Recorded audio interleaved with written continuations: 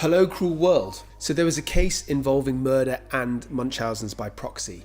Claudine, known as Dee Dee Blanchard, on the 14th of June 2015 in Missouri, was found dead. So her body was discovered in the bedroom of a house and she'd been lying in a pool of blood. She'd been stabbed days earlier. So who killed her and why? What aspects were typical of this case that you see in Munchausen's by proxy? Can a mother with this diagnosis get a psychiatric defense like not guilty by reason of insanity? I'm going to answer all of these questions and more within this, the second video in a 3-part series on Munchausen's and Munchausen's by proxy. So welcome to A Psych for Sore Minds. My name's Dr. Shaham Das. I'm a consultant forensic psychiatrist. I assess mentally disordered offenders for a living so that you don't have to. So in part 1 of this video, I addressed what is Munchausen syndrome and what is Munchausen's by proxy. What are the typical features? What are the psychological and cognitive processes behind it? And I also talked about the one and only case that I've seen of this in my career. So if you've not seen that, you should go check it out. In this episode, I'm going to be talking about this case and I'll be drawing out the relevant symptoms. So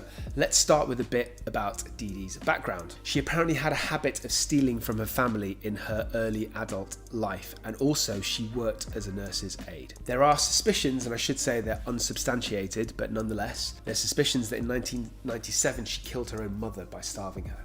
Dee Dee was convinced that Gypsy, when she was 3 years old, was suffering from sleep apnea and started taking her to the hospital. Both the mother and the daughter lived in public housing. They had their bills paid for from the father's child support and also from some public assistance. Interestingly, the symptomatology that Gypsy apparently suffered from changed over time. So at one point she was suffering from chronic conditions like leukemia, at different times it was asthma, also muscular dystrophy, and she apparently had a reported low mental capacity, i.e. a low IQ. The mother later changed the stories to say that Gypsy was suffering from seizures, she was hearing voices, she was seeing visions, and her mother shaved Gypsy's head so she looked like a chemotherapy patient. Gypsy later on reported that her mother would take her places when she was a kid and she would hold her hand, and when they were talking to adults, if Gypsy didn't say something that kind of fit in with the story of what the mother was trying to relay, then she would squeeze her hand very tightly until it hurt, as a kind of warning to watch what she was saying. On top of that, Dee Dee apparently physically abused Gypsy, including hitting her hands with a coat hanger. So what happened with this case? At one point, a pediatric neurologist became suspicious because, with this apparent diagnosis of muscular dystrophy, when he examined Gypsy, he couldn't find any abnormalities and he didn't understand logically why Gypsy was not walking. He also noted that Dee Dee, the mother, was a poor historian, i.e. she couldn't really pin down symptoms or details. So what he did is he contacted other doctors in the New Orleans area, and then he found out something that Dee Dee hadn't disclosed to him, which was that Gypsy already had a muscle biopsy and that came back negative for muscular dystrophy. So this would kind of act against the diagnosis that Dee Dee was aiming for. Shockingly, in my opinion, the neurologist did not report Dee Dee to social services or to the police because apparently other doctors told him that he needed to be very careful and the authorities might not believe him. Blows my mind. Eventually, an anonymous phone call told the police that Dee Dee was using different names and different dates of birth. So in terms of the benefits, the mother and daughter both accepted benefits from charities including Make-A-Wish Foundation, Ronald McDonald House, and they got free trips to go to Disney World. Dee Dee made her daughter pretend that she was much younger than she actually was, and she made her look disabled and chronically ill. This led to Gypsy going through unnecessary surgery and medication.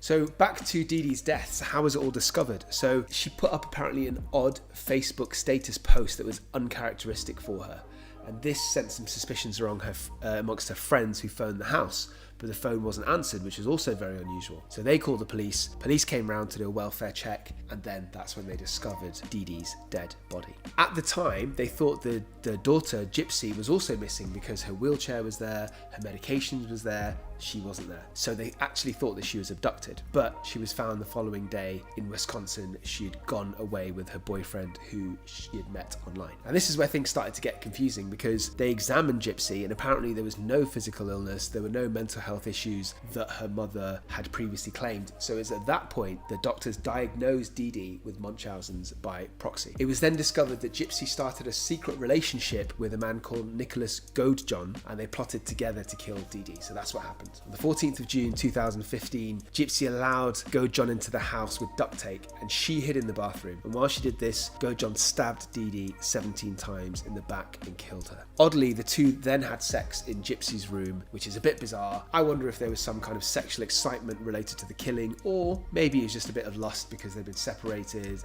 and they were kept apart. They then took $4,000 of cash from Dee Dee and they fled to a motel and they stayed there for a few days. But what happened was that the police traced the IP address of the Facebook status, and it led to Wisconsin, to 𝐿𝐴𝐽𝐲's home. He and Gypsy were arrested and they were taken into custody. So what makes this kind of sticky unusual and is that the sympathy kind of shifted very quickly. So Dee Dee was previously thought of as this caring mother who suddenly became a victim of a violent murder, who was well known and respected in the community, and suddenly this image changes to her being a long-term child abuser who suffered from Munchausen's by proxy. So it's a big shift in everybody's view of her. It's also quite confusing, I imagine, to categorize Gypsy. So is she a victim of Munchausen's or is she an accomplice to murder? I think you could argue that she was both. You could also say that her reaction was evil and extreme, what she did to her mother. Why couldn't she just leave the house? And I think there might have been a degree of learned helplessness, because remember, she's not just an adult that was placed in this situation. This has happened to her whole life.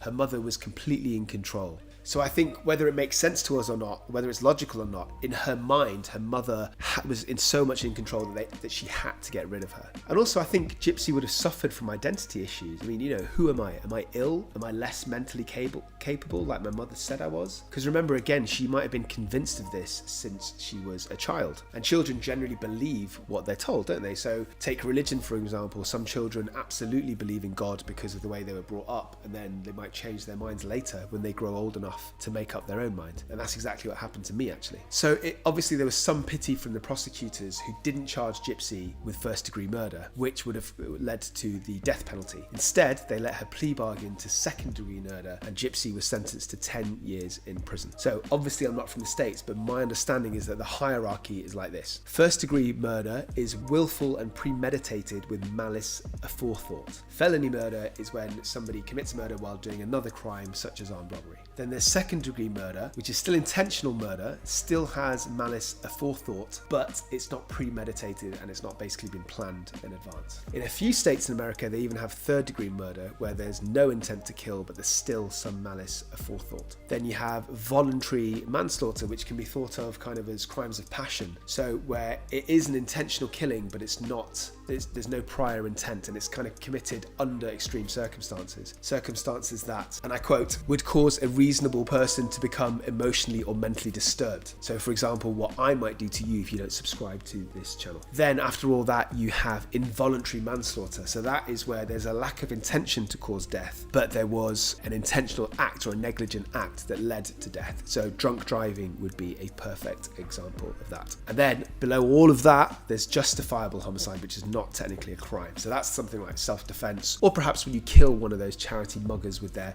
luminous jackets and their clipboards. You know what I'm talking about. So USA viewers, did I get that right? I'm only used to the UK system. Please let me know in your comments. Thanks. But 𝐿𝐴𝐽𝐲 himself was facing far more severe charges because he initiated the murder plot and he actually physically killed Dee Dee. He had a psychiatric evaluation and his IQ was deemed to be 82, and he was also on the autistic spectrum. So that suggests possibly he had a diminished capacity, but the jury found him guilty of first-degree murder and armed criminal action, and he was sentenced to life imprisonment. So the next interesting question is this: can having a low IQ affect criminal responsibility? So I actually work as an expert witness and I give evidence in criminal trials, and I have done on this exact issue. So I would say that his IQ is 82, which would put him in the low to average range of normal IQs. So 𝐿𝐴𝐽𝐲 might have difficulties picking up new skills, he might struggle to understand very complex concepts, and he might be a bit slow with like learning, reading, writing, but on balance, the chances are his overall functioning would be fine. So he probably would be capable of holding down a job, having friends, having a social circle, a family life. Crucially, there's not really a psychiatric reason why he wouldn't be criminally culpable. Now, you could argue that he's more persuadable, more suggestible than the average person, and if this was the case, he might have got leniency for his sentence due to mitigating circumstances. But the defense would have to prove that he was persuaded. So for example, in other cases that I've seen, people from a vigilante Facebook group have tried to hunt down paedophiles by making these false accounts, and I've seen people be persuaded and kind of enticed into this. So that's a clear example of some written evidence. That's not relevant in this particular case, so it wasn't a defense. And also the other thing, as I'd say, is that if your IQ is less than 70, then you technically have a learning disability, and it's far more likely that somebody's not criminally responsible with that level of IQ rather than something like 82. Okay, next,